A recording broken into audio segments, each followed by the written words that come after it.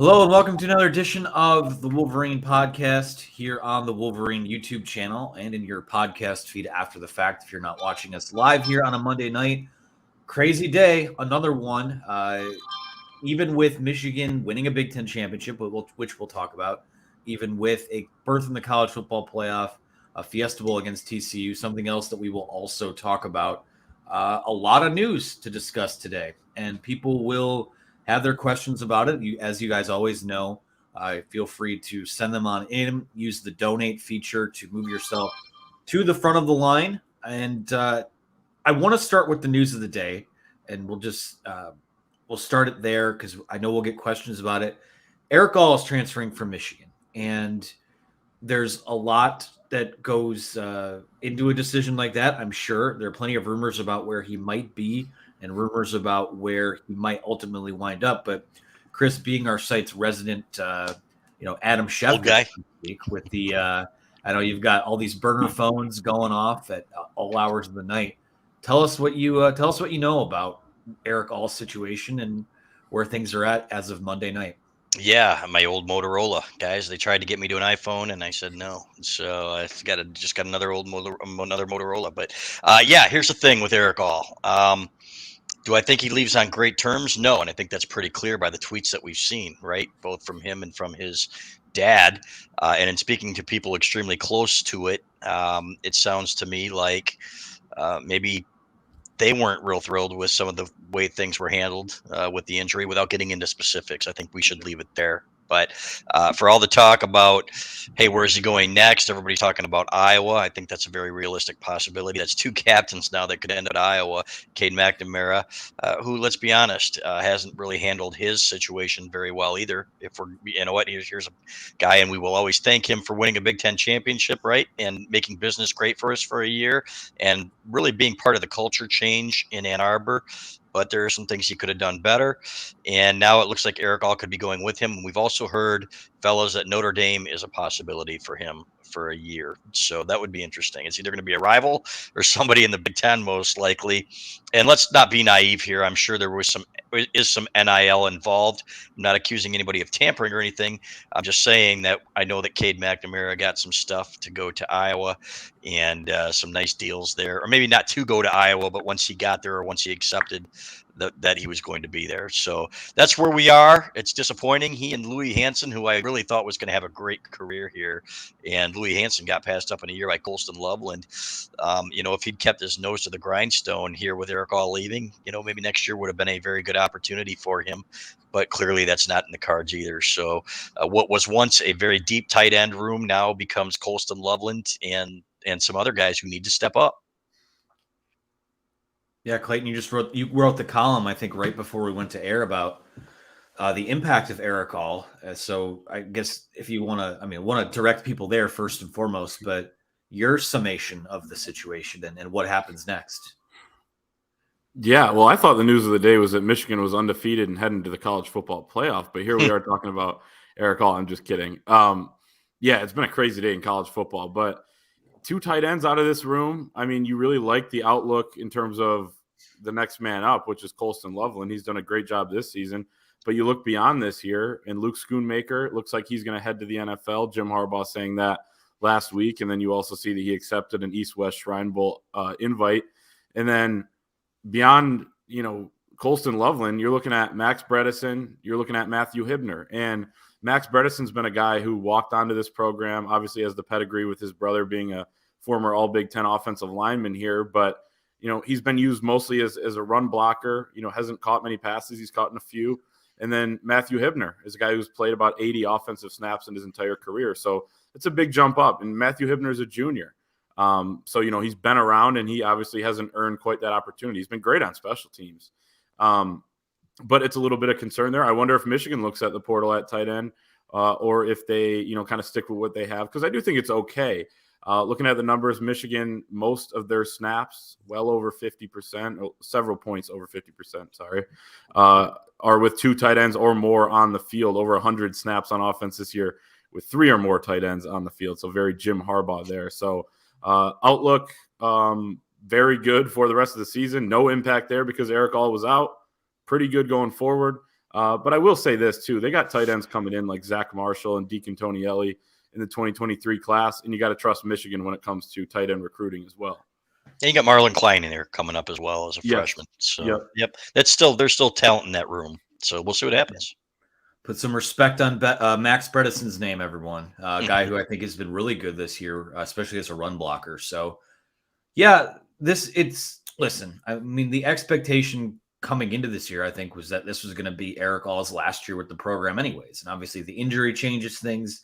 It's a different road to that. But in terms of what it means moving forward, I mean, it doesn't really change the narrative at all, other than, okay, maybe he could have come back for a 5th year after the back injury. But let's be honest here. You go under the knife for a back injury, especially, those things, back injuries only get worse. They don't get better over time.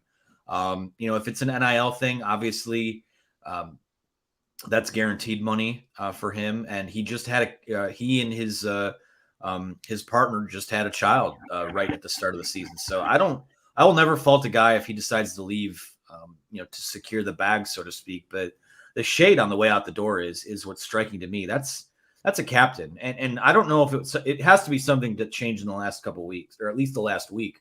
He was on the field in Columbus with the team. He was not on the field over the weekend at the Big Ten Championship. So nothing really has changed. Again, I'm not going to do conspiracy brain here, but the only thing that's really changed in the public view in that time span is that Cade McNamara is officially at Iowa now. So there's merit to that, I'm sure. But, at the end of the day, John Stacy made a good point. 13-0 for the first time in program history. He's enjoying this. If a player's an all-in, then move on.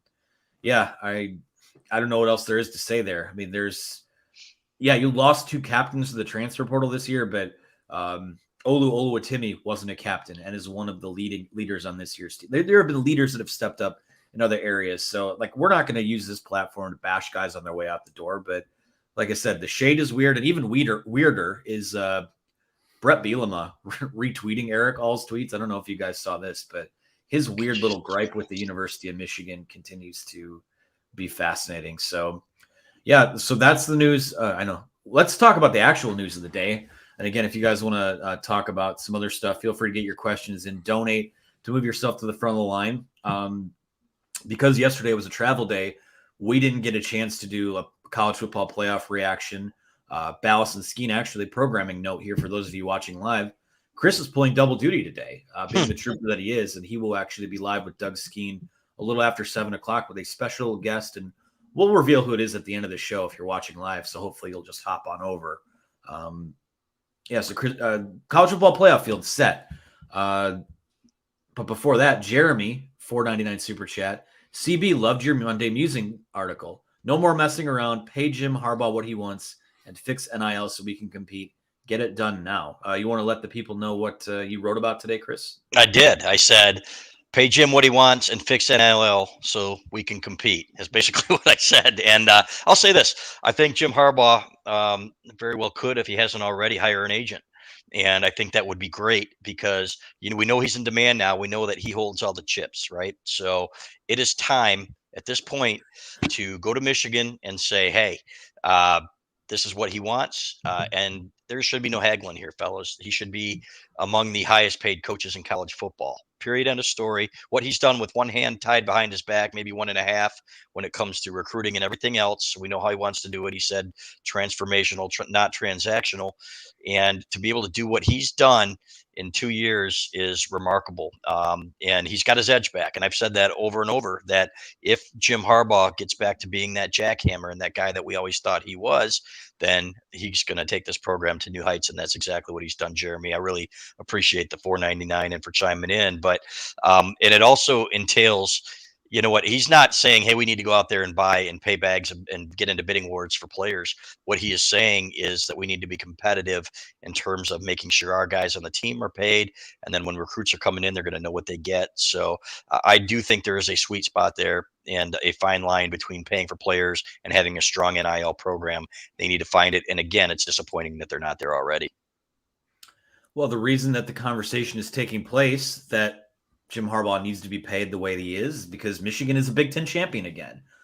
Beat Purdue 43-22 over the weekend in Indianapolis. It's starting to feel a little routine, fellas. I got to be honest with you. I don't know if we should start earmarking that first weekend in December, but for a trip to Indy. But so that happened. Actually, a lot more of a formality than last year's was. Last year, you had to win to get into the college football playoff. This year, you come into it in the field already, and you put a stamp on your claim to the field. So the field is set now, though. It's number 1 Georgia against number 4 Ohio State, number 2 Michigan, and against number 3 TCU.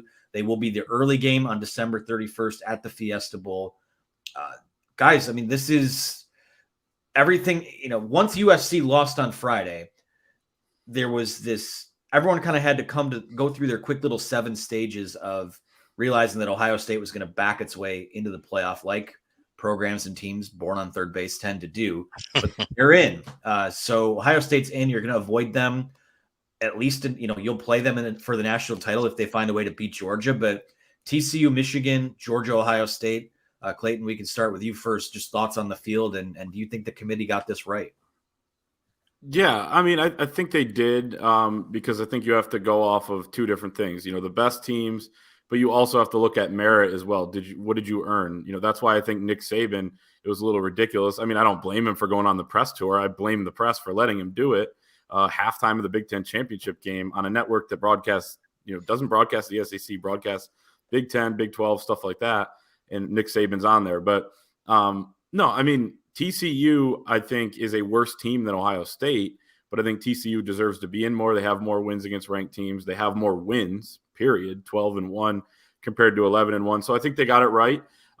It's interesting, though, with the matchup where Michigan is, now a 7.5-point favorite. It opened at 9.5. I think we'll see movement throughout the month. We saw that with the game against Georgia a year ago. But technically, looking at the Georgia spread of 6.5 over Ohio State, Michigan has the best chance of anybody to be in that final game on Monday night. If you look at ESPN's FPI, they have the best chance to make that game by about 10 percentage points over Georgia, which is exciting. And then Georgia, slight favorite to win the national championship. But Michigan should feel very good about their chances. Looking at TCU today and wrote about it earlier over at thewolverine.com. I think TCU is going to pose some problems with his offense against Michigan's defense. They're going to have to play really well, kind of like they did against Ohio State. They throw the deep ball. Max Duggan, a great quarterback, better than just about anybody in the country. But I like Michigan's offense against this TCU defense, fellas. I mean, they haven't faced a physical attack like this before. They are not great at stopping the run. Michigan been fantastic at stopping the run. So I think that I like Michigan's chances to win by probably about a touchdown at this point. I know we got plenty of time to go, but can't wait for this 4-team field. And it's been amazing this 2-year run that Michigan's gone on. I'm going to be interested to see how Michigan does against that passing game, right, in that TCU offense. I thought Aiden O'Connell had a heck of a game. We hadn't seen an offense like that all year, and that's what we were talking about going in, which is why Purdue had a puncher's chance. And sure enough, they were in that game at halftime, and it never really felt comfortable. And as our John Borton said in the press box, our senior editor, it's almost felt anticlimactic, guys. And you're like, let's just get through this and not get anybody else hurt and wrap this thing up, win a championship, and move on. And you could tell that the players kind of felt that way too by the reaction after the game. They said, well, it was nice and all. And we're not taking a Big Ten championship for granted, but we've got bigger goals. So, and it certainly felt that way. And you could see them ramp up the intensity when things got tight. You saw a little bit more from the pass rushers, right, on the edge. And so I think that kind of describes that game. But at the same time, I think the committee got it right too, AB, and it was funny. Who was it, Clay, in 2006 that said nobody who loses their conference championship or doesn't win their conference championship should be in the playoff? Who was that? The Buckeyes. Yeah. Exactly, Urban Meyer, and actually was the one who said it too. So well, yeah, exactly. So you know what? But there was really no other way to go. Alabama wasn't going to be there. And it was funny. I tweeted when Nick Saban made his case, I said, yeah, if you just ignore our resume, then we absolutely deserve to be in there. And I agree with Matt Harvey that Duggan is a heck of a player. Guy has guts. And it's going to be tough. It's going to be a different challenge for Michigan, who has not, in my opinion, really seen a quarterback like this year, have they? Fellas who can sling it and run at the same time, at 110 yards, I think, against Kansas State, and just absolute guts. So I think this will be a better game than people think. Yeah, I mean, I can safely say they haven't played a quarterback with brass balls the way that Max Duggan does. For sure. I mean, that guy is a warrior. And really, that's, you want to find something to hate about these teams when you go into these matchups, but TCU has a likable head coach and a likable quarterback. So I hate to say it, Michigan fans, but you're the villain when that game kicks off on December 31st. This is, I think what we saw this year is why the expanded playoff is going to work a little bit more because, again, really right now, when you look at it, I mean, Michigan and Georgia are clearly the two best teams in the country, but there are a lot of teams from that 3 to, I don't know, maybe 7, 8, 9 range that could beat each other and put on some pretty entertaining games. And I don't know that there's ever been a sport that hasn't been made more exciting by expanded playoffs. So I'm excited for that. But the fact of the matter is, I think they got it right. There wasn't anyone else to put in over Ohio State. If USC had just not embarrassed itself, I've seen Pee Wee football teams tackle better than they did on Friday night. That was honestly one of the most piss poor tackling performances I've seen at any level of football. They should be embarrassed for that, frankly. But let's go to our friend Shane Johnson, who says for $10, thank you, Shane. He is, talk about NIL. He's our NIL guy, dropping bags of cash on us when we do these shows every week. He says, so proud of U of M. First back-to-back outright title since 91-92.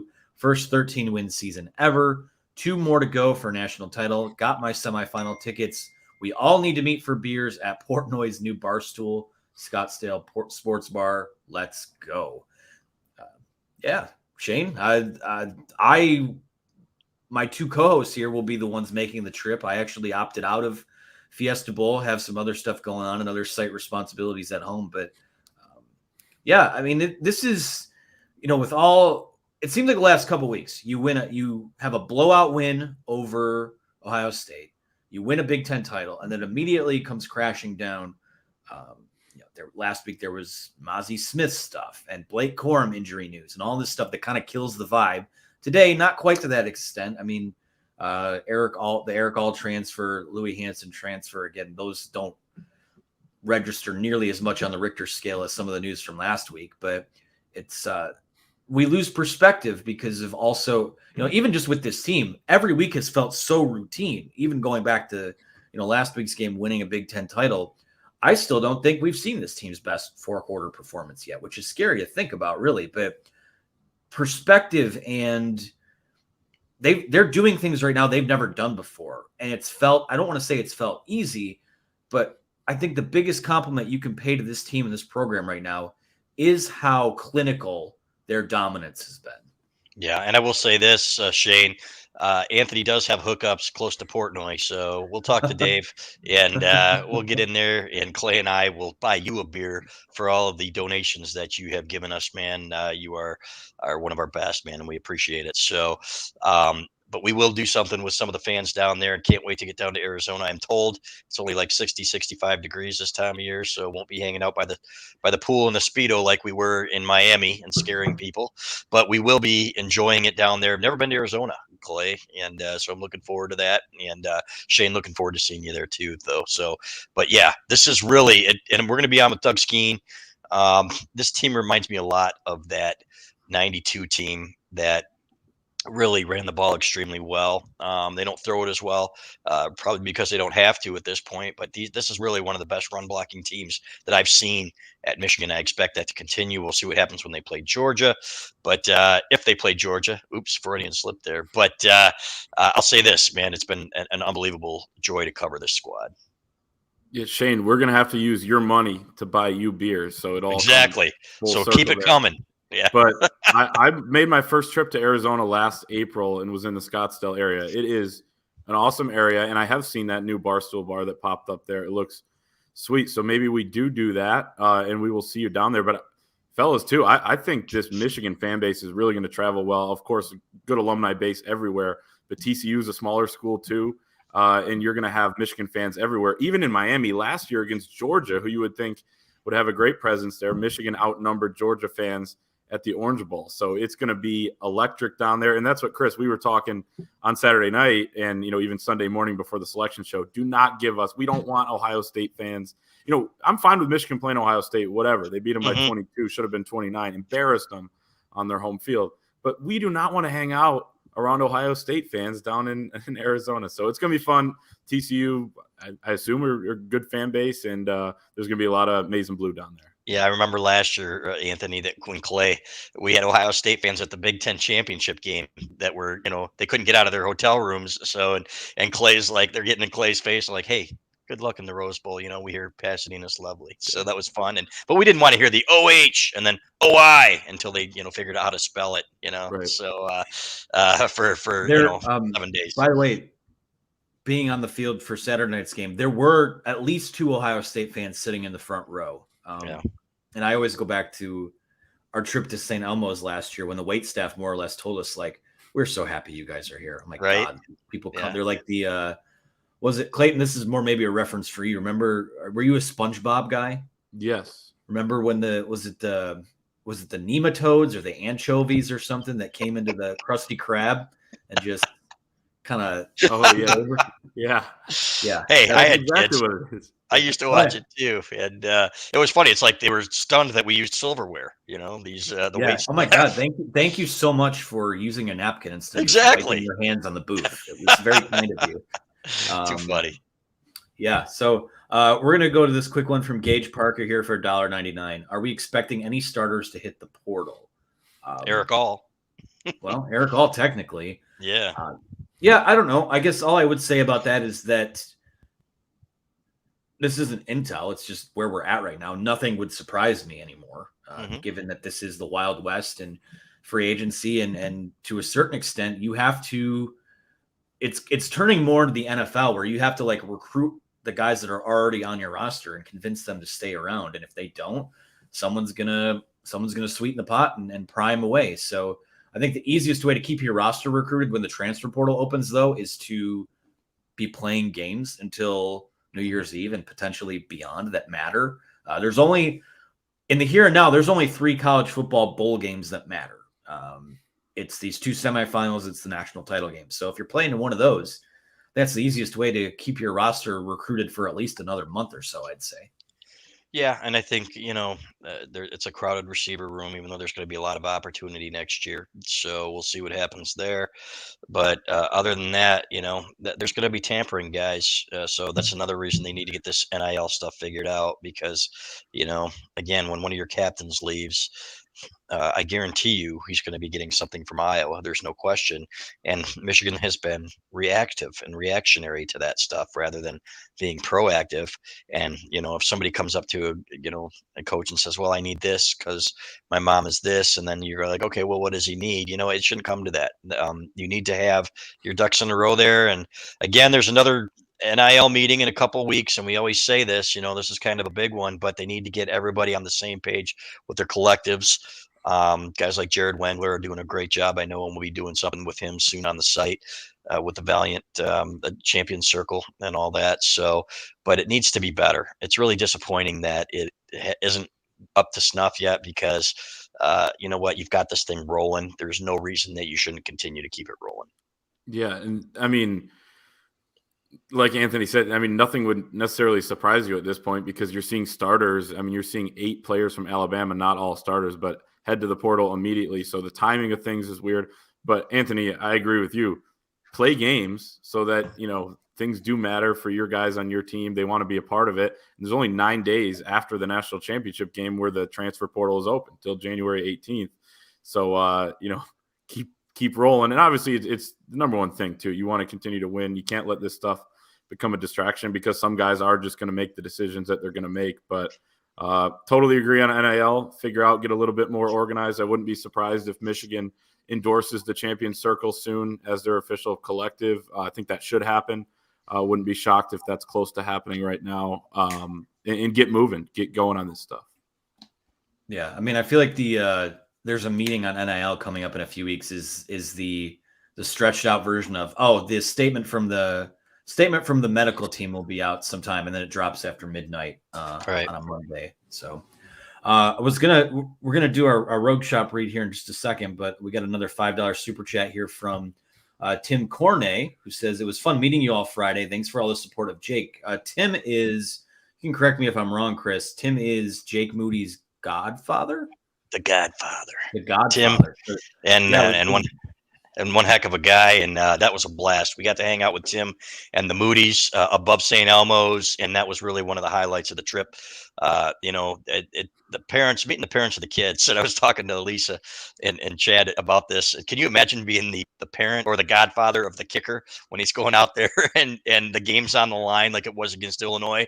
I mean, Clay was sitting there biting his nails, and I was thinking, oh my God, what must Lisa Moody be thinking? And she said the same thing. Imagine how I felt. But I cannot think of better representatives of the University of Michigan when Jim Harbaugh talks about parents and the kids and how great they are and their entourages and their peeps. Tim, better representatives of the University of Michigan. What a blast that was, even though USC didn't step up like we hoped they would in watching that game. The company was great. The atmosphere was great. And we hope to see them again, even though Jake's moving on. We hope to see you guys, Tim, next year. And next year we're buying the beers. And here's something, too. Anthony's wearing the Lions hat there. As a Lions fan, I would love for Jake Moody to be my kicker next season and for the next 15 years, but that would be fantastic. Jake is a wonderful kid, and it was cool to meet the family there. The Godfather, Tim, ran into him before the game as well outside of the stadium.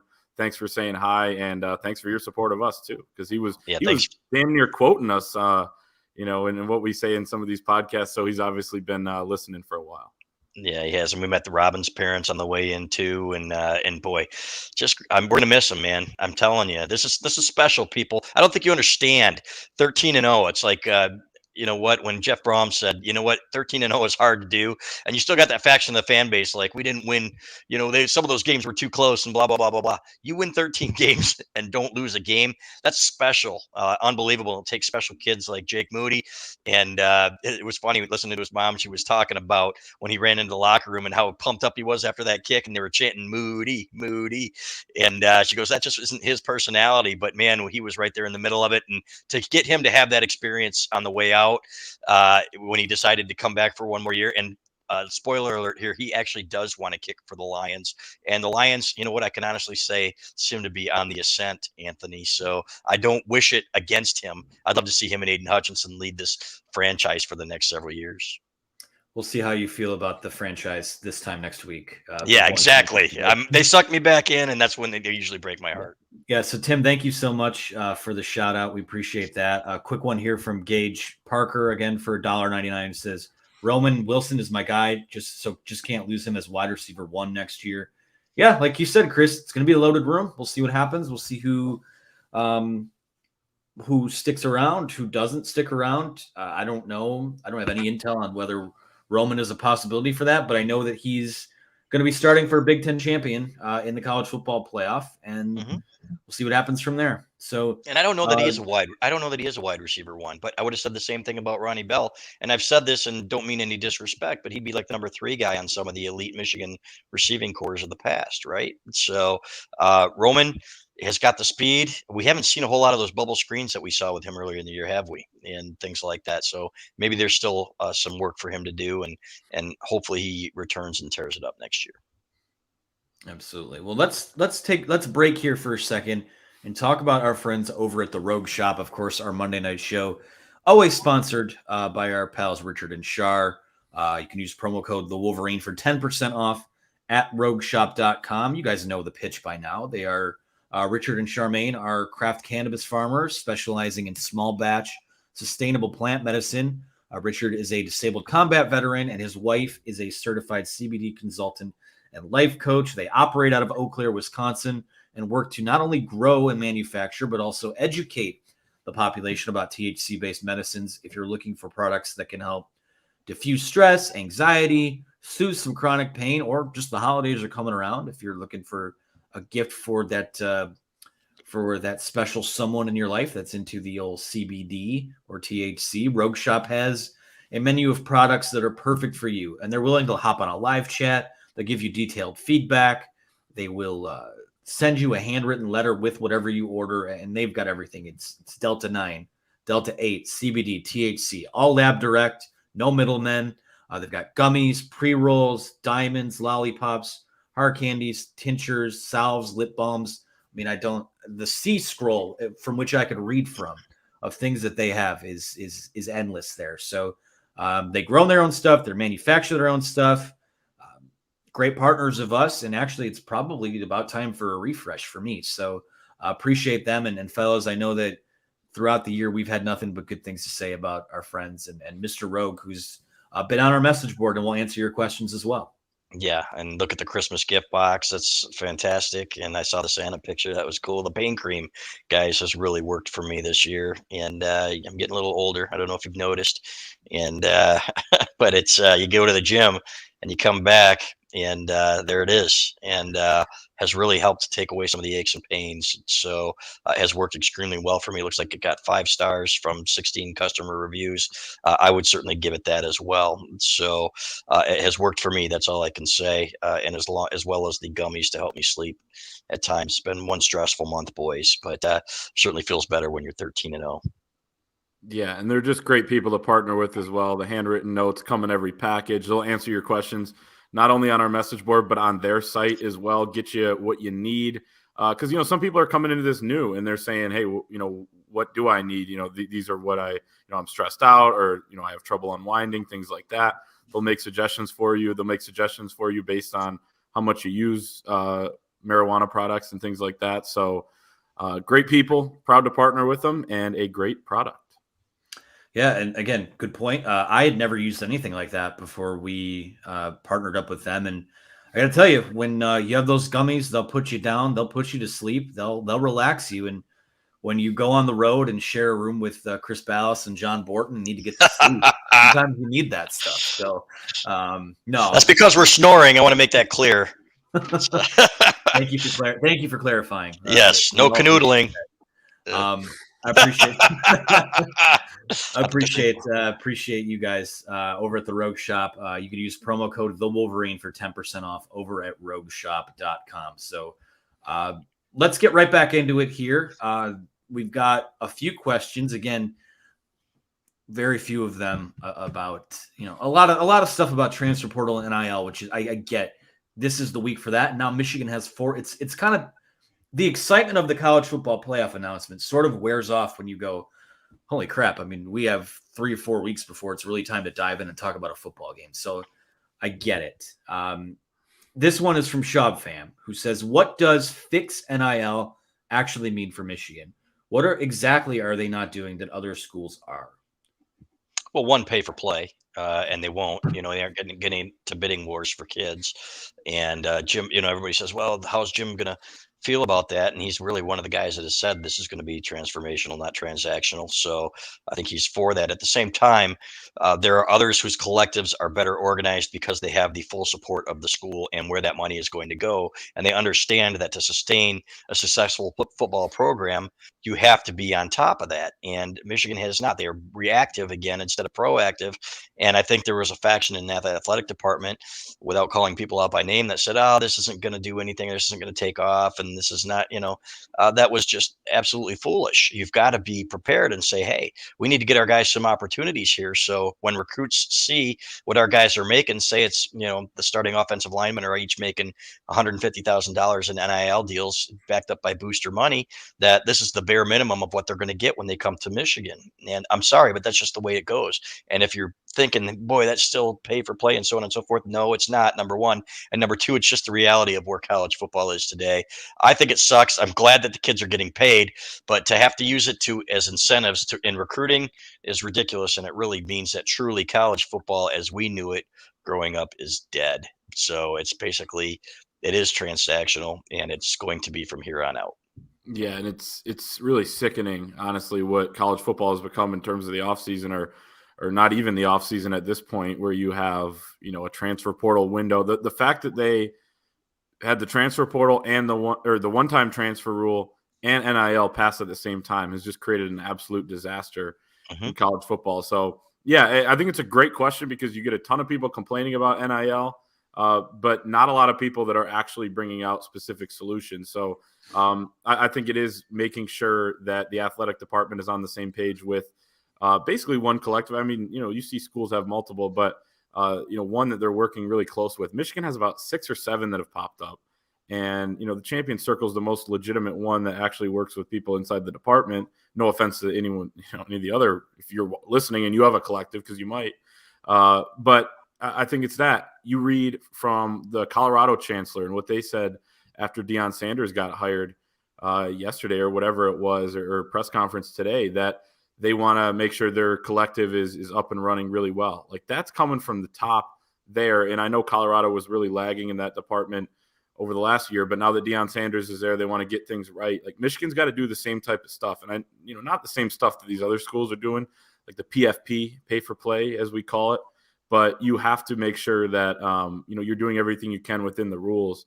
But either way, I don't like it. I don't like what's going on. And it makes it kind of tough to stomach some of the stuff you're seeing in college football, just as a fan of the sport. Yeah, I mean, we're getting to a point, and I agree with you. Like, college football, as we know it, I mean, for God's sakes, there are teams in Los Angeles that will be playing Big Ten football games in 2 years. Like, when you start, I've always been a proponent of expansion and those types of things, but when you start jumping over 3 time zones to add teams to your conference, you're becoming the NFL light. Like, let's just call it what it is. And at the same time, we find ourselves at a point now where, it's been a couple years of NIL. I'm not like some of us. I mean, some people will be holdouts on it, but you kind of have to start looking at it through a lens of this is what it is instead of this is how we'd like it to be. And how can you fit into what this new era looks like? And for Michigan, I think it's as simple as stay out of your own way. I don't have an issue with them not giving a quarterback that's never played a college football game, whatever it is, $10 million was the rumor that the kid at Tennessee wound up getting. I don't mind that. I don't mind them not dipping their toes into what schools like Texas A&M are doing, because that's clearly doing them a lot of good right now. But it's got to be, all boats have to be sailing the same direction, right? Like, we talked about what did it take for this football team on the field to get going again? It was everyone moving rapidly together, unified at the same pace. We know for a fact there are donors that are buddies of ours that are frustrated that they don't have more support from other donors. They don't have support from the university. They don't have support at times from other instigating factors. It's, we're 2 years into this, and if I won't pull any punches on it. For a school that has leaders and best in the fight song and likes to puff their chest out about doing things that way, they're way too reactive on stuff like this and a little too much of a slow burn. So what does fix NIL mean? I mean, I think the start of it is, 1, getting on the same page, and 2, choose my words carefully here. Get off your ass and do something. I don't know how else to say it, honestly. Yeah. And let's be clear here. Santa Ono just got here, the Michigan president. He is heavily invested in athletics. So, and people saying, oh, he's not going to make a difference, he's not interested in that. This guy is interested in being at the top of everything. And that is why he is going to be meeting with some of these people here coming up shortly. If he wasn't and he didn't care, then he would probably, pull a Schlissel and just say, hey, I'm going to Zingerman's and and leave me alone or something like that. So, but to me, let's give this guy an opportunity here before we say he's not doing anything. And there's absolutely no question, in my opinion. For example, I'll take you. I was talking to somebody in a position of authority who said, when they were talking about the medical departments at Michigan and which ones were thriving, hey, we're top 5 here, we're top 5 here, we're top 5 here. And his first question was, well, how do we get top 5 in maybe one that's number 15 or number 10? He wants to be in that upper echelon. And at his initial press conference, he said,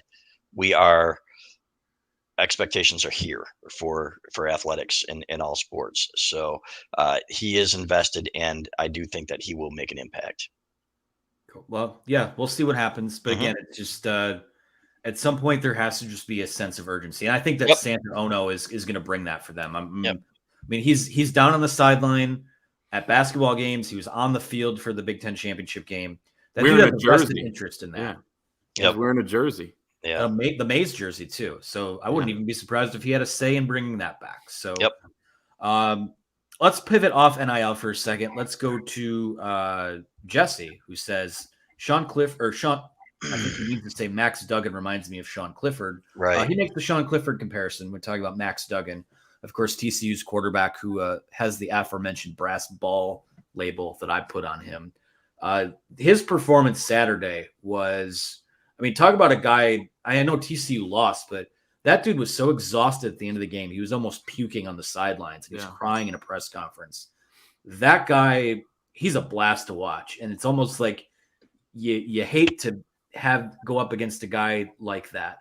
But also, he presents a challenge that they've seen similarly. But that's a dude that talk about willing your team to victory. Yep. That's the type of force they're going up against a TCU team that, to be frank with you, I think probably 95% of experts won't pick to win that game. Mm-hmm. And I will agree with you. The toughness aspect that Anthony was just talking about, Jesse, is what really comes to mind when you say that in that comparison. I think that Duggan's a better passer. He looks to be a little bit more mobile than Clifford, and boy, he took some shots in that game too, but not as many as Sean Clifford, man. That guy's just unbelievable. And you know what? Great year for him, by the way. A good year anyway. I guess Penn State fans would argue that if you don't beat Michigan or Ohio State, at least one of them, then you didn't have a great year. But every other game, man, what they accomplished, that's a good, solid, really good season for them. So, and I like Sean Clifford. I really do. And I wish him well in his next 3 years at Penn State. Yeah. 7th, 8th, 9th seasons.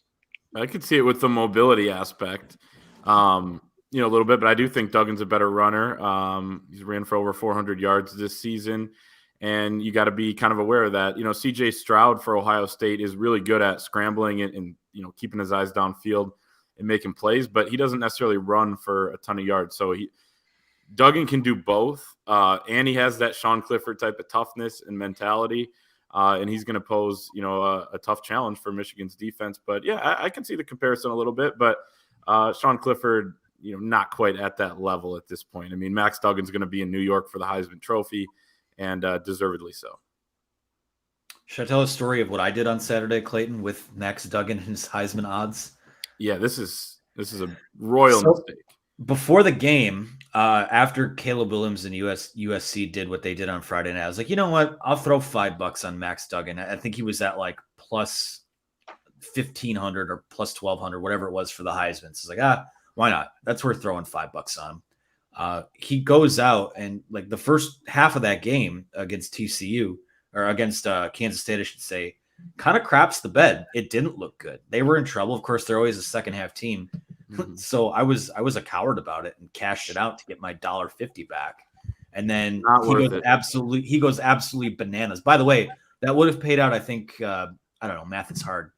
$5 would have been $75 or something. So I cashed it out, had $1.50 back in my account, and then he goes insane. So by the end of the game, I was able to throw $1.50 back on there at plus 700 or whatever it was. But all-time misfire by me. Not an all-time. It's $5. I trust. And I don't think he's going to win it.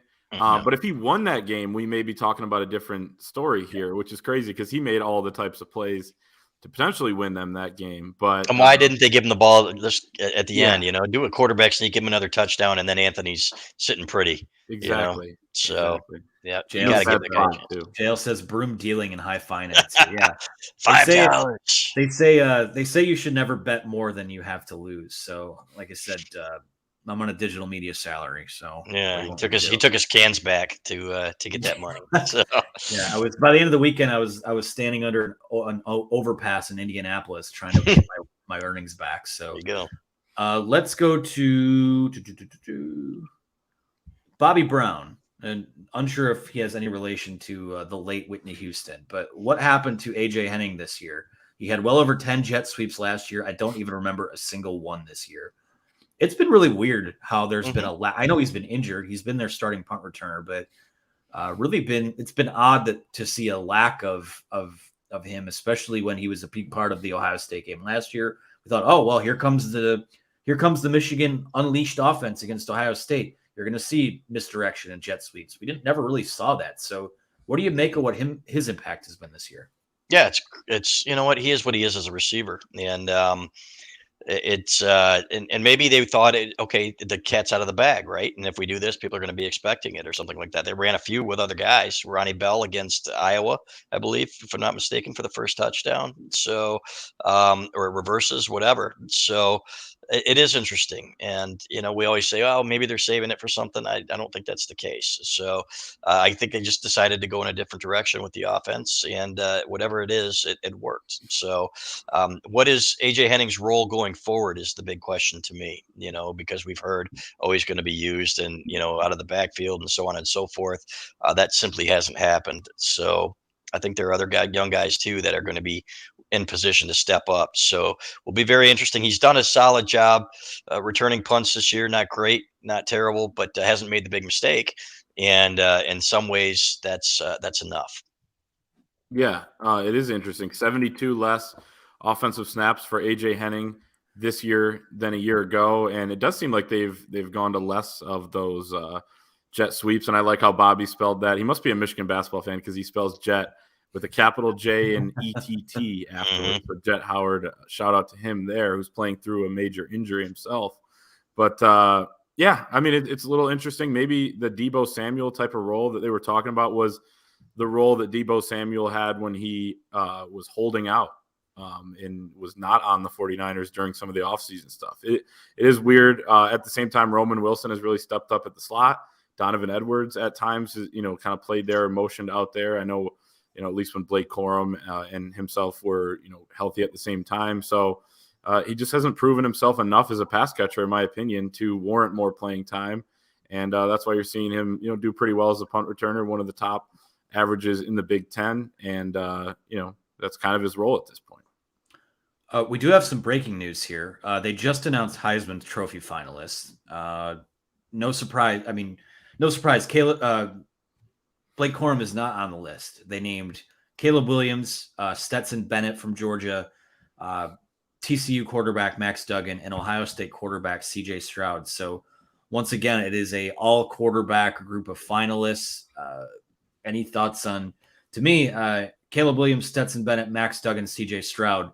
I'm probably going Caleb Williams there still. In fact, USC's defense was so terrible on Friday night that I think that's even more of a case for Caleb Williams. I think it's probably right. I think he probably, he was banged up in that game. You could see him limping around, but I think he's the guy. And it's unfortunate, man. This is not just a quarterback's award, right? You gotta take different things into account. And Blake Corum, as Donovan Edwards said, probably would have been on that list. Might have even been a favorite for it with a huge game against Ohio State. He was he was halfway to 200, right? On when he got hurt against Illinois. So, and that's a pretty good run defense. So disappointing, but congratulations to those guys. It's funny because Stetson Bennett, for all the crap he took from Georgia fans, that is one hell of a quarterback. So this guy is the real deal as well. But I would agree with you, Anthony, that Caleb Williams is probably the guy. And it will certainly not be CJ Stroud after his 2 interception game against Michigan. Based on the way those guys have, based on the way those guys have performed down the stretch, and Duggan's really been consistent. And again, if they won that game, who knows where he'd be standing in terms of the odds. Caleb Williams, the easy favorite right now. But are those really the 4 best players in the country? I think Blake Corum, if he stayed healthy, would have been in there. And I think Hendon Hooker from Tennessee would have been in there as well. I understand that injuries, play a part in the Heisman race for sure. We've always seen that. But it does seem like, you're hurt at the end of the season and that completely knocks you out. But what if you missed a game or 2 early? I feel like you still would have had a chance. So it's kind of weird there. And it's disappointing. We did see Aiden as the runner-up last year. That was pretty cool. But I think it should be more than a quarterback award. And if Blake would have been healthy, he would have potentially won this award, which would have been absolutely incredible. Would have been the first running back since Derrick Henry in 2015. Yeah, this is the Heisman Trophy is no better. Like, it's basically a high school popularity voting contest now, voting for class president. You're getting people that are voting for guys that only watch guys from their region. So interesting enough, you've got a guy from the West, you've got a guy from, Texas, a guy from the state of Texas, I should say, from Georgia. You've got the guy from the Midwest. So I don't know. It feels kind of mailed into me. Can I make a really disingenuous argument real quick about the Heisman Trophy? Stetson Bennett, 20 passing touchdowns, 6 interceptions this year. JJ McCarthy, 20 passing touchdowns, 3 interceptions this year. JJ for Heisman. There it is. Gus Johnson said it last week. Yeah. We can ignore the fact that Stetson Bennett has thrown for 1,100 more yards, but still, the numbers are what they are. They are. How do I land the plane here? Let's see. This one's from Richard Also Brooks. He asked the question to me, but I'm going to relay it to Chris Balas. Anything new with Blake Corum and anything inbound on the transfer portal? Yeah, I believe that Blake Corum is going to be out for a while longer than they expected based on everything we've heard from people very close to it. So I think when they got in there, I think let's just put it this way. I don't think there's any way he should have been playing against Ohio State. So I do think he'll be back to 100% by the fall. I think the rehab is going to take a little bit longer than expected. And, initially he was telling our guys on the sidelines at practice before the Big Ten championship game, he's going to be out 3 to 4 weeks. So got us excited, but he's an optimist, right? And they really weren't going to know until they got in there and found some stuff out. So disappointing, but does that mean he stays for another year, guys? Because he's not going to be back in time to do any of this stuff for the combine or anything like that. They're going to err on the side of caution there. He was already going to be a third, fourth round pick or something like that. Will a team now, not take him till the 6th round or something because of the injury? And if he comes back, wins the Heisman Trophy behind what should be an outstanding offensive line again, he could do some things. I don't think his people would advise that, but Blake Corum is his own guy. And I know for a fact that he was talking about that right after he had his injury against Illinois. Hey, maybe this keeps me around. And I know that there are people invested and interested in keeping him here for another year. Yeah, the other thing too is that like in a scenario where Blake Corum does return, which just to be clear, like we don't know. We're not saying that. We're not saying that. But until he declares for the NFL or says something otherwise, anything's on the table. If he were able to come back, and let's see, this knee surgery is just kind of procedural and he'll be back to 100%. It comes with the knowledge that like if he's back next year, you don't have to rush him 30 times a game because Donovan Edwards will be that much better. We still think they'll probably go into I would think they're going to look to the transfer portal if we want to talk about that really fast for maybe an extra running back. Who knows? Maybe an extra pass catcher. I think they could use a body, potentially a starting cornerback. So in terms of anything inbound, it's tough to say. I mean, right now, this is the part of the transfer portal process where it's like musical chairs, where everyone's rushing to play the game. As we move into the next couple of weeks, Clay, do you remember when did Olu commit to Michigan? Yeah, it was right before the bowl game. Yeah, I mean, we were down in Florida when he did, so probably 4 or 5 days before, I want to say. Keep an eye, guys. Rolled early too. So. Yeah, keep an eye, guys, on maybe one of Olu's former teammates on defense. So, and then I think Braylon Allen, did he announce that he's in the portal yet? No, there was a fake. Someone got fake Adam Schefter on Twitter. There you go. So sounds like someone got duped. Yep, must be. So, but if he does, he'd be a name to watch. There was all that thing about tampering and stuff like that. So, who knows? But I do think they will look for another running back as well. So we'll see what happens. I think this is a good place to probably put this. Yep. Put a pin in this one. Chris, you're going to be live in 10 minutes. Obviously, people that aren't watching live will be confused. But 10 minutes from now, you will be on with Skeen on our YouTube channel. And do you want it to stay a surprise, or you want to reveal who your guest is now so we get the people just to come right on over? We have one Mr. Rod Moore, a Michigan sophomore safety, joining us, which is, I've been singing his praises for 2 years now. Some of the best safety play that I've seen at Michigan since the 1980s, 1990s, when he stepped up in that Ohio State game 2 years in a row now. So, and all year long. So can't wait to have him on there and ask him about some of his experiences down in the shoe. Just a great kid. Number one. Number two, this guy is a flat out warrior. And I just, one of those guys who's just an absolute football player, like Jim Harbaugh says. So can't wait to have him on there. Awesome. Well, anyone who's looking to watch that, again, it'll be on our YouTube channel. The link is already up. Stay here till the end, but if you want to pull up another browser tab, it'll be in our podcast feed after the fact if you're not able to watch live. So that'll be a lot of fun. Just a special Monday night twofer for you guys. We'll be back on our regular schedule next week. Clayton, you have any final thoughts before we wrap things up here? No. Going to be an exciting end of December for the Michigan football team heading to Arizona and potential national championship. So stick with us over here at the Wolverine. Subscribe to the channel, like the video, all that good stuff. All right. Well, thank you again for watching here on a Monday night. Thanks to Chris Balas and Clayton Sayfie. I'm Anthony Broome, of course. Thank you guys so much. Be sure to like and subscribe. Like Clay said, these videos are going to keep coming out. We're going to stay locked and loaded on a podcast schedule through. There'll be a few days probably off here and there for the holidays, and we have a couple weeks of downtime to get things sorted out in our personal lives now to start chipping away at some of that. But the train keeps rolling. We got a football game to play 3 weeks from now, and maybe another one 4 weeks from now. So we'll see what happens there. Thank you so much for listening. Thank you so much for watching. Thank you for the generous super chats. Go bring them right on over next door to Chris Balas and Doug Skeen. We will talk to you guys again soon.